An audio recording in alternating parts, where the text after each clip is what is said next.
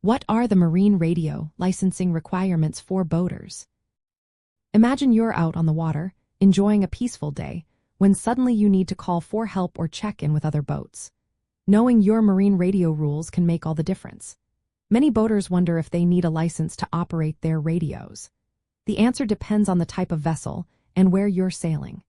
If you're on a small recreational boat under 65 feet long and staying within U.S. waters, you usually don't need a license to use a VHF radio. These radios are common on boats for communication and safety. Since the Telecommunications Act of 1996, most recreational boaters can operate VHF radios, emergency beacons, and marine radar without an FCC ship station license. But there are exceptions.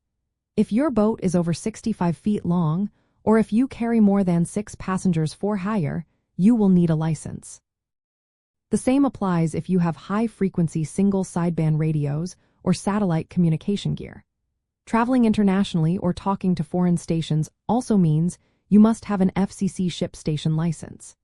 To get this license, you fill out FCC Form 605 and pay a fee.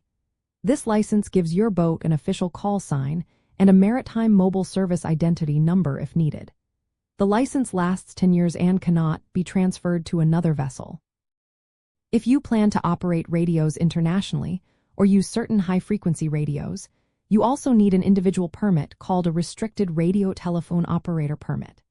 This permit is for the person operating the radio and does not expire.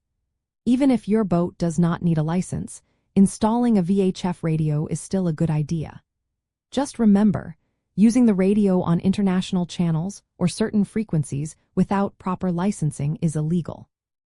When you get your license, you also register for an MSI number through the FCC. This number is important for digital selective calling features on modern radios.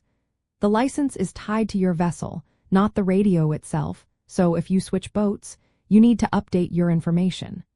Always use distress channels like Channel 16 only for emergencies. Misusing these channels can lead to fines. Remember, citizen band radios and family radio service devices do not need licenses but have limited range and are not monitored by the Coast Guard.